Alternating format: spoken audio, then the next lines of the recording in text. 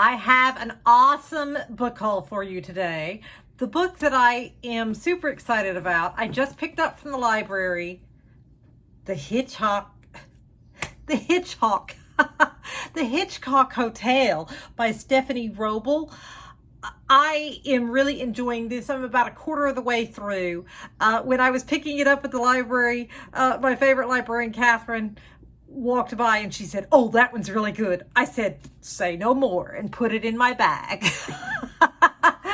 So, yes, I'm enjoying it so far. A Hitchcock fanatic with an agenda invites old friends for a weekend stay at his secluded themed hotel in this fiendishly clever, suspenseful novel from the international best-selling author of Darling Rose Gold. Alfred Smithell is not your average Hitchcock fan. Why do I have such a hard time saying that? Oh my goodness. He is the founder, owner, and manager of the Hitchcock Hotel, a sprawling Victorian house in the White Mountains dedicated to the master of suspense. There, Alfred offers his guests round-the-clock film screenings, movie props, and memorabilia in every room, plus an aviary with 50 crows.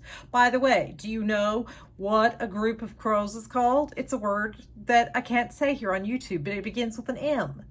Google it. To celebrate the hotel's first anniversary, he invites his former best friends from his college film club for a reunion. He hasn't spoken to any of them in 16 years, not after what happened. What happened? But who better than they to appreciate Alfred's creation and to help him finish it? After all, no Hitchcock set is complete without a body. Now we're talking.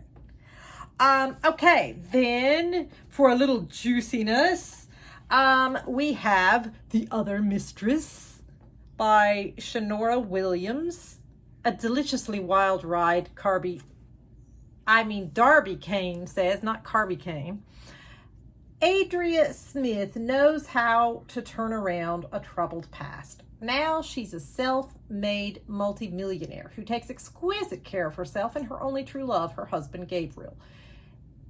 Adria has it all, except the answer to one tormenting question. Why is attentive, affectionate Gabriel cheating on her with not just one, but two women? There's sexy Jocelyn, a club owner, and then there's Juliana, a celebrity makeup artist he's even crazier about. In a tricky twist, vengeful Jocelyn offers Adira, I don't know how to pronounce these names, but I don't know if I'm pronouncing them right, the perfect plan to get her straying spouse back. It sounds simple. Adira will befriend Juliana through a fake identity, play on her and Gabriel's vulnerabilities, and cause them to split up permanently.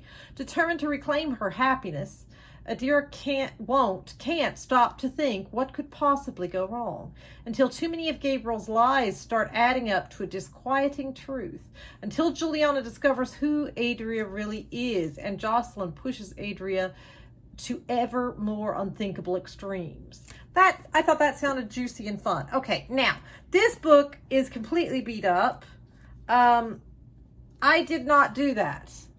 Let me be very clear. It came that way, hence the note in here, so that, everybody knows that the person who borrowed it is not the one that did this. Yeah, I don't do that to my books. But Brianna Cole, Behind Her Lives. Now you see her, now you don't. I thought that looked interesting. That's not my sister. Overwhelmed by shock and grief, those are the only words Devon can muster when she is called to identify the body of almost said another word I am not supposed to say here on YouTube. A self-unaliving victim. A body, she was informed, was her sister Kennedy. But as she stares at the lifeless stranger, she's filled with questions. Who is this woman? Why was Devon listed as family? And most important, where is Kennedy? Her intuition tells her just one thing. This can't be a total coincidence. Desperate to put the pieces together, Devon launches her own investigation. Soon she finds herself tangled in a web of secrets and lies so twisted that it blurs the lines between fact and fiction. I thought that sounded really good. And then Blood Sisters by Kate Quinn. I have enjoyed her other books. Let's see, does she have them listed in here? Black Widows I enjoyed. Have I read any of her other books? I feel like I've read, but I'm not recognizing these other titles. I would have to enter it into Goodreads to see whether I had read them or not. But I definitely enjoyed Black Widows. Some women just can't take a joke. At least that's what locals tell the police when a man is found gruesomely unalived at the pub in a tiny outback town. All fingers point to the backpackers working behind the bar that night, sorority sisters Beth and Lauren, who skipped town before the body was discovered. Despite all the evidence against them, rookie cop Tara Harrison knows there must be more to this case. But even as she tries to prove their innocence, Tara discovers that Beth and Lauren have dark secrets of their own, secrets they've sworn to take to the grave. So I thought that sounded really good. Then we have a memoir. I always enjoy switching it up with a memoir. You'll Never Believe Me, A Life of Lies, Second Tries, and Things I Should Only Tell My Therapist by Carrie Farrell. Before Anna Delvey, before the Tinder swindler, there was Carrie Farrell. Adopted at a young age by a Mormon family in Utah, Carrie struggled with questions of self-worth and identity as one of the few Asian Americans in her insulated community, leading her to run with the bad crowd in an effort to fit in. Soon, stealing from superstores turned into picking up men and picking their pockets. And before she knew it, Carrie had graduated from petty theft to Utah's most wanted list. Though Carrie was able to escape the Southwest, she couldn't outrun her new moniker, the hipster grifter. New York City's indie sleaze scene had found its newest celebrity, just as Carrie found herself in a heap of trouble. Jail time, riots, bad checks, and an explosion of internet infamy put her name in the spotlight. Beyond the gossip and gawker posts, there's a side to Carrie the media never saw until now. By turns rollicking and irreverent, warm and compassionate, You'll Never Believe Me tells Carrie's story for the first time, a heartfelt narrative of redemption and reconciliation as Carrie eventually dedicates her life to activism, social justice, and setting the record straight. This memoir introduces a fresh, hilarious new voice to the literary stage and offers readers a nostalgic, uplifting, and at times unbelievable book that grapples with truth, why we lie, and what it means when our pasts don't paint the whole picture. So I thought that sounded fun. Rachel Kane, Stillhouse Lake.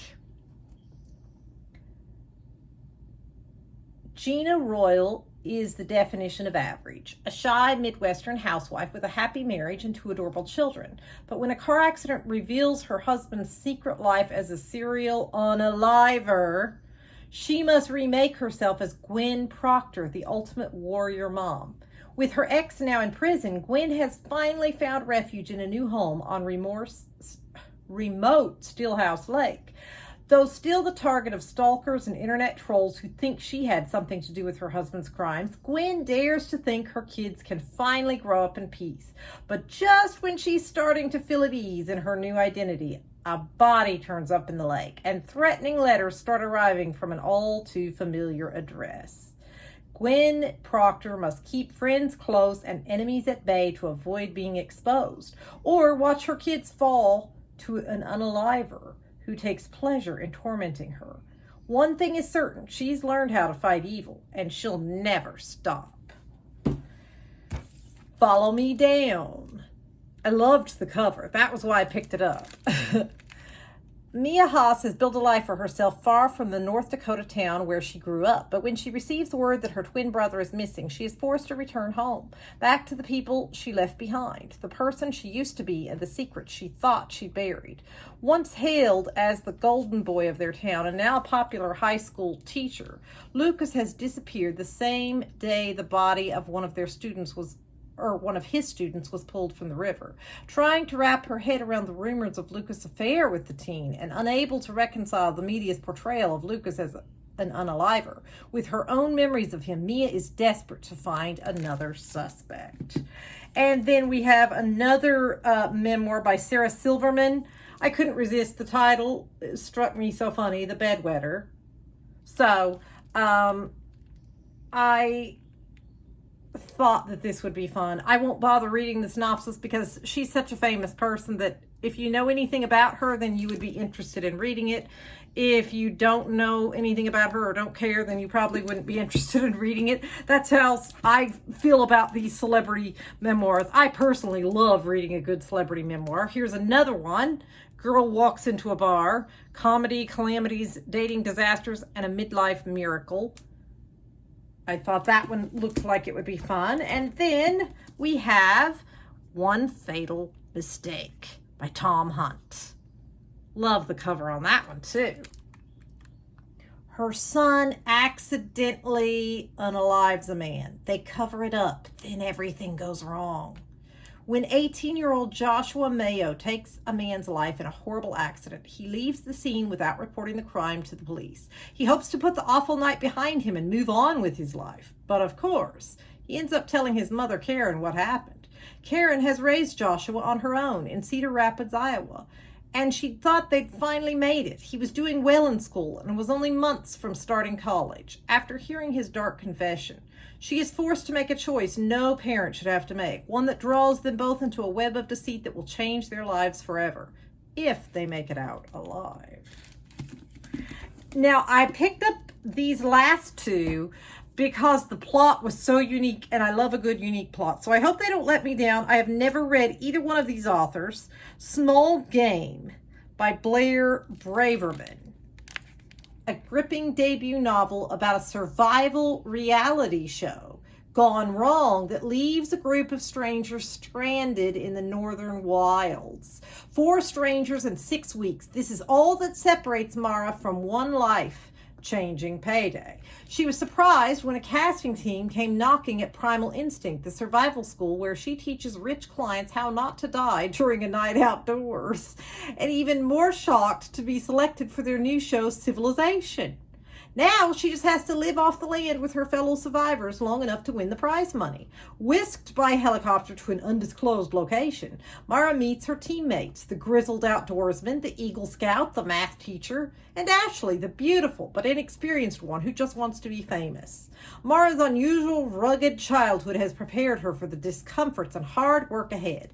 But trusting her fellow survivors, not part of Mara's skill set. When the cast wakes one morning to find something has gone horribly wrong, fear ripples through the group. Is the producer giving them an extra challenge, or are they wrapped up in something more dangerous? Soon, Mara and the others face terrifying decisions as survival becomes more than a game. And for worse, L.K. Bowen. Ellie is leaving her husband again. After 22 years of marriage and an unsuccessful separation, she can't take it anymore. On the surface, she has a picture-perfect relationship. Jeff has been a steadfast spouse, but what seems like loyalty is in reality an obsessive desire for control. Ellie is slowly losing her sight, which means she needs more and more assistance, and Jeff will stop at nothing to ensure she feels helpless and reliant on him alone. Determined to escape her psychologically, I'm not sure if I'm allowed to say that word on. Anyway, I'm not sure. Marriage, Ellie turns to an online chat room full of like-minded women in the throes of divorce. Despite their anonymity, these women quickly become Ellie's closest confidants. The chat room is a refuge, a place to which Ellie can retreat for solace and support. Jeff continues to be manipulative and cruel, using Ellie's failing vision to gaslight her into questioning reality itself. Desperate for freedom, she sinks deeper into the online world and is drawn into the dark web, where she discovers a group of women with a shocking solution for ending a marriage. So there you have it. Tons of exciting looking books. I'm super, super excited to get into all of these. As I mentioned, though, right now I'm reading this one, and so far so good. Alrighty, I will see you all next time. Bye.